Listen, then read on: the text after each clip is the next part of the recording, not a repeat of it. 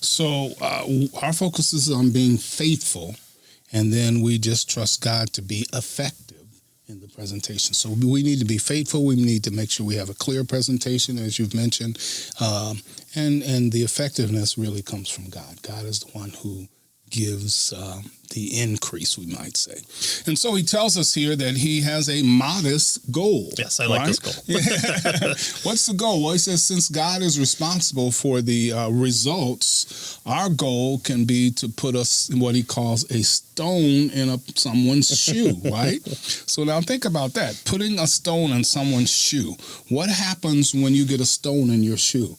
Yeah, it niggles at you, and you're always manipulating it with your toe, and you're just trying to move it so that you won't ever feel it again, or you try to slide it to the back of your heel so you can like pop it out, and you must look very silly doing this. And so it's bothersome. Yeah, right. Yeah, it's sticking with you.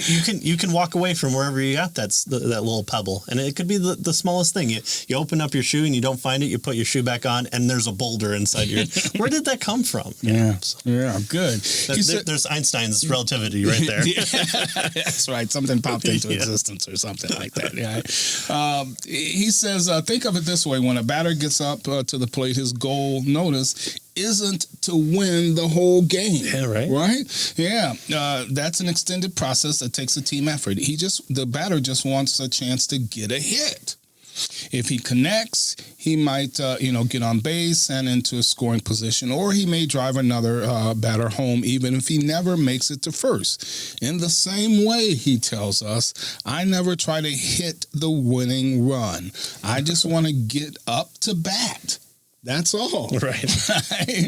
And so the pressure's off. We are ambassadors, but the pressure is off. We don't need to close every sale. Yeah. Right? Yeah. We're not like the natural where we're always looking to hit the home run. Yeah. Right. So he says the gospel is, and so we need to be careful with regard to this. He says this idea is just to bother them, just to allow the Holy Spirit to have something to for their conscience to work on. Right. And he's not saying never go to the gospel, or never proceed to the cross, or never give the 4-step gospel presentation. This is what should our bare minimum goal be when talking to somebody about these types of issues. And again, in his book, he has examples like a girl that he meets who has a Wiccan pendant that he has a conversation with, and so he asks her a couple questions because they're waiting in line and they're completing their transaction. So he just has minutes to seconds with her. Ask these few questions, and hopefully that they'll stay with her so that she'll go and investigate her worldview. And it's something very simple that he does in that conversation, and then he just leave. So was the cross of Christ presented in a fourfold approach where you ask if God is real and believe that you're a sinner and call on Christ to be saved? No, but small things that would point somebody to the consistency of a scriptural presentation is what would help that person along. And again, we have to remember too that like the baseball team, we're not playing singles on a tennis court. We're on a team. Yeah. And so we're just kind of spreading the seed out everywhere. Right? Boy, I wonder if there's a Bible quote that talks about that. and we're waiting for God to give the increase. Kind of thing. Yeah. So. A rock in a shoe. That sounds. Or a pebble. We might say a stone in someone's shoe. So this could be something as simple as saying like, do you believe that objective truth exists? Do you believe that there's only one right answer to certain like questions? Can math equations have only one real answer, or is truth relative? It could be something that deep, or it could be just something. About whatever topic you're talking about. It could be something that points to the gospel, that is kind of an ethical statement, that you're talking about abortion, and you talk about all life is sacred. Well, what does sacred mean? Can you what is of it of a person living outside the womb makes it special that it doesn't on the inside of the womb. So, it could be, what makes a person special in general, right? Yeah, right. And if you had 3 hours and you wanted to go down that rabbit hole, then of course you have plenty of opportunity to present a gospel presentation within there. But let at least the starting goal be that pebble. Yeah. Yeah. Now notice he's not saying we don't present the gospel if we have an opportunity. Right. Exactly. And he's not saying that we can't present the gospel in a quick way, right? And in a clear way quickly. But he's saying, the pressure to close every deal and to make sure that they pray the prayer and that kind of stuff. Yeah. No. Our goal is just to get the truth out there. Really is what it is, and then God will deal with the person in terms of the truth. Right. He kind of makes this the twofold distinction here. That he suggests in this chapter. Right. So he talks about the parable of the reapers and the sowers, and there's a lot of good, of course, in that time period, a lot of good agricultural elements and imagery was used. And so he says here that, there are many Christians who are gardeners, but not harvesters.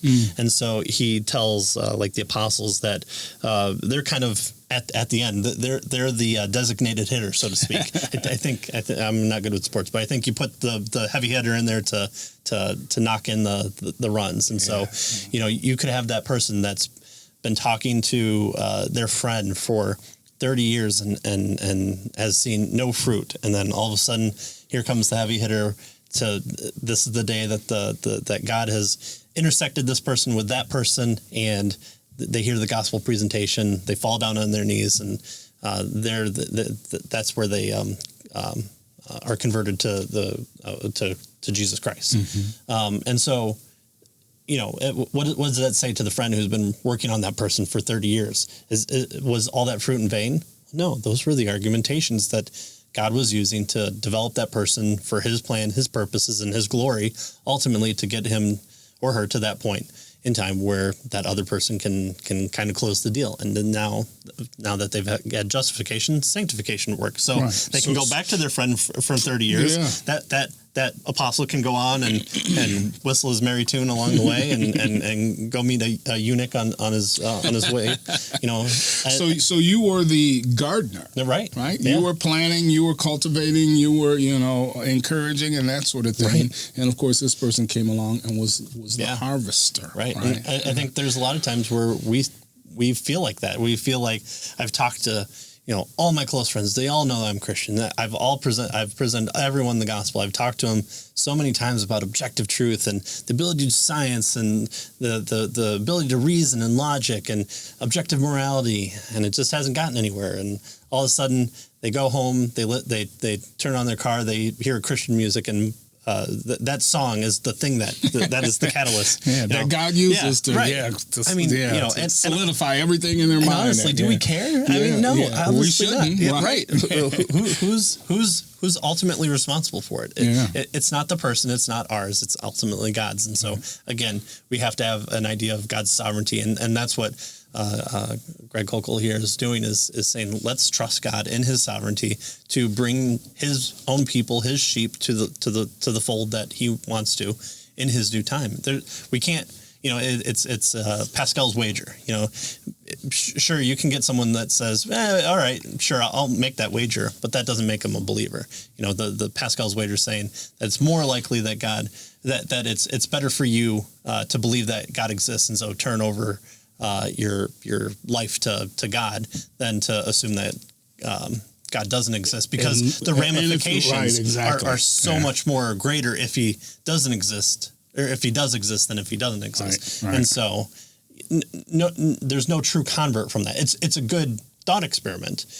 Pascal wasn't trying to win anybody over with that, but we're not wanting false converts in this at all. We want true converts, and that ultimately comes from God and his sovereign wisdom by his sovereign rule. So that's what our goal is. Our groundwork is making the message not only sensible to them but reasonable. To again, not just say it got me across the finish line. Oh, except it doesn't answer any question that I could possibly have after that.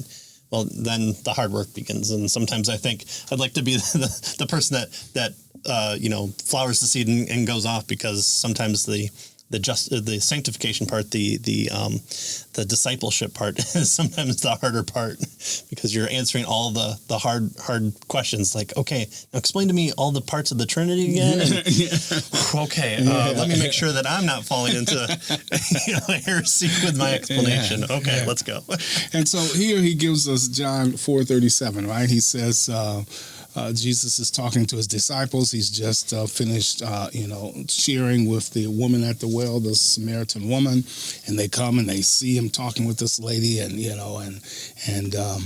Jesus tells them, they're wondering what's going on, and he says, I don't want to eat. My food is to do the will of the Father, and then he says this.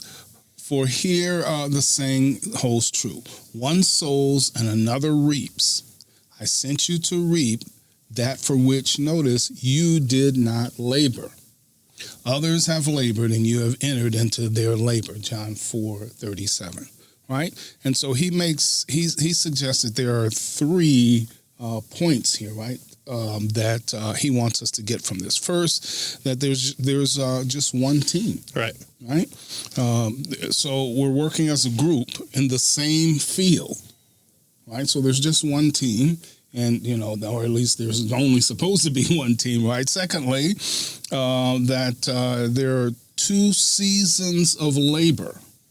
There's a season of planting and a season of gathering, right? So 2 seasons of labor. So one team, 2 seasons of labor, and third, he says there were 2 types of workers: sowers and reapers.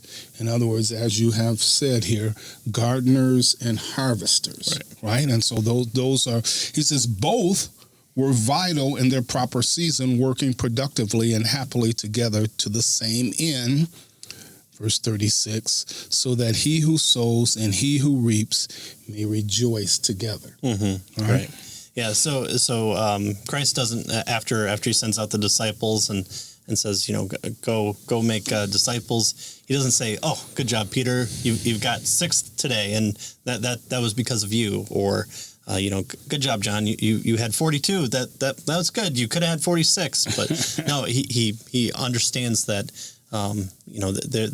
There's not just the single instance of the person hearing the gospel, that there tends to be many instances where they do, or in some fashion, or all these different decisions or conversations that they had in the past. Like Romans 2 talks about how even Gentiles can be convicted because they have a standard that they've set for themselves and then fall apart. Well, where does setting the standard come from? Well, of course that comes from a belief in a supreme being that holds the universe together and has the ability to do these things. Right. Paul says that God has written the law in their hearts. Right. Yeah.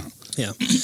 And so, kind of, if you ever seen the movie Moneyball, again, it's not having all the Babe Ruths on the team, but you want that person that can consistently hit that single to over the first baseman, and so get on base, and then you have your more heavy hitter for 2 to drive in the RBI or whatever the strategy might be. But that's just the case. Is we're not always there to point over the fence. We're there to sometimes bunt, and what should our ultimate goal be? Should we spit on our hands and grip the bat and swing and miss every single time, and maybe every once in a while get a home run? No, let's be good gardeners as well as harvesters. So let's be good planters of the seed, and that pebble in the stone pebble in the shoe is a really good word picture for. I can at least be a little bit annoying, to that person. Yeah. Good.